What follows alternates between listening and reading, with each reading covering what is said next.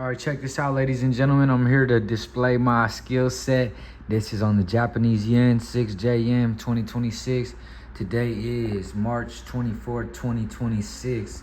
I'm here to show you guys how I made a cool 2% this morning on an A+ slip play setup. So we're gonna delete everything and I'm gonna show you guys exactly what happened and how I picked this apart this morning. So I come here, 3 a.m. boom, this is what I was presented with here. 2:45 to 3. Okay, cool. Now this is the M15 time frame. Off top, just zooming out, I seen, okay, cool, clear wick to be filled. This is gonna be target of the day here. Bam. So this was marked target of the day. I did see I had prominent M15 supply in my favor. No zones of demand in the way, on the way to the target of the day anymore, as this one has been broken. Now with that being said, I did have to validate this was clean supply here. And as you can see, when I came to the M3 time frame, I did take note of these M3 equal highs here. Boom, I did have these M3 equal highs. So by definition, this prominent zone of M15 supply was invalid, right? But that's okay. Let's check that again. It was invalid. We come to the M5 time frame, no equal highs on the M5. M10 time frame, 10-minute time frame, no equal highs there. Now, that's cool. That's all I had there. I came to the 30-minute time frame, and here I seen that I do have prominent M30 supply in my favor as well. So this is the form of M30 supply here, right? And prices came into this zone here. So if I mark it from wick to wick, this is my zone of supply here, and price is now inside of prominent M30 supply.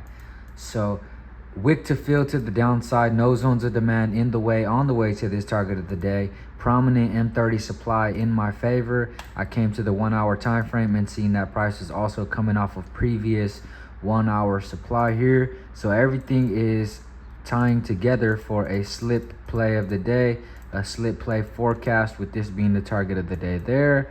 And 30-minute time frame, target of the day remained the same. So I came to the M15 time frame and simply was watching price play out, understanding that I was inside of previous prominent M30 supply.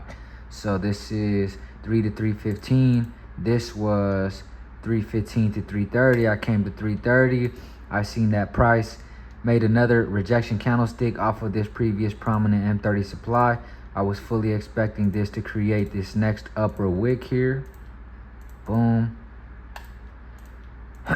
All I wanted was price to come back into this zone, give me some type of rejection showing that price wants to use M15 supply and M30 supply to take me here. So here, as you can see, just another rejection candlestick. This is 330 to 345. Now this is 345 to 4 a.m.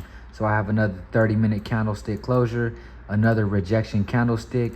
I'm fully expecting an upper wick, and especially because of the fact that a new 1 hour candlestick was going to be opened here. Now keep in mind, we're coming off previous H1 supply. I have a rejection candlestick, rejection candlestick, rejection candlestick.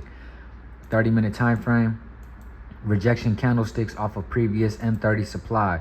M15 time frame, this is what I'm working with. I understand price is going to create its upper wick. This is 4 to 415 here, I'm sorry. And this was 415 to 430. I come to the 30-minute time frame, still was looking clean. Now, at this point here is when things start getting good. Come here, bam, we get this other rejection candlestick. Okay, I believe it was at this point. At this point is when I entered. This is 430 to 445 here, understanding that I already have this here. I already had the M30 rejection candlestick, boom, coming off of here. I expected this next upper wick to be filled, to be created. Rejection candlesticks here. I came to the M5 time frame. Everything was looking clean for me there.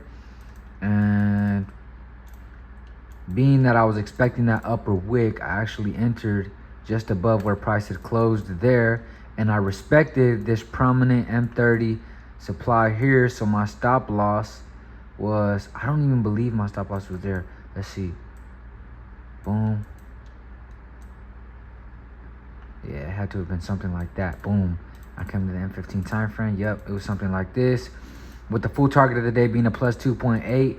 Now, I only know I entered here because as soon as price, just watch this. Price tapped my entry there, bing, hesitation, and then price melted in my direction. This was 4:45 to 5 a.m. Everything was nice and clean here. Price created new prominent M30 supply in my favor. Loved to see it. Now keep in mind, this is also 4:30 to 5 a.m. So I wasn't scared of price coming back up, understanding that I was going to get another upper wick to be formed. So I came back to the M15 time frame. Now today I did have news. Let's check the stats on this real quick. Today I did have news, and the news was at, okay, check it out. This is the pre-market analysis so you guys can see what I'm talking about. This is 6 JM 2026. So we came here. Here there's a beautiful bearish forecast, clear wick / void to be filled. M30 and H1 supply in my favor that price is reacting off of right now. Equal lows to clear to the downside. So I also had equal lows to clear. But there are minor M3 equal highs to take into account. So I understood that. I understood higher time frame upper wicks. I'll let the M15 time frame tell me when it's time to execute. And the M15 time frame, after all of this hesitation coming off of previous prominent M30 supply, I had entered there. Now peep game here. I did have news. The point, if you even go into these notes, is I did have news at 5:15. Red folder news. So this is 5 to 5:15. Actually, let's go ahead and check this together. I don't believe that was red folder news at 5:15. Red folder news came in at 6:45, 5:30. So let's continue to watch this play out here. This is 5:15 to 5:30. Still looking good. This was 5:30 to 5:45. This was 5:45 to 6 a.m. So I came here. Everything is still looking clean in my favor. Everything is still looking clear here. Now I was expecting this upper wick to be formed, just as every single H1 candlestick has that. Now, what happens here is price creates that upper wick, continues to melt. Now this is 6 to 6:15. At this point in time, this was my target of the day here.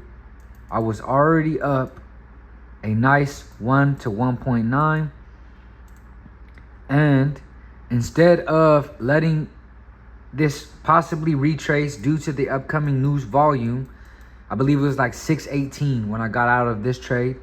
I closed with a nice 1 to 2 risk to reward ratio, and that was all she wrote. Now, if we continue to watch this play out, I want you guys to peep this prominent M15 supply up here and watch how price used this to come and smash this target of the day here.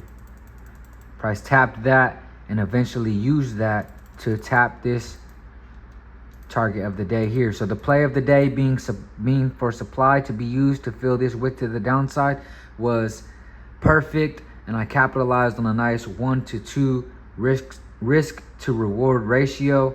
Perfect. Thank you guys for tuning in.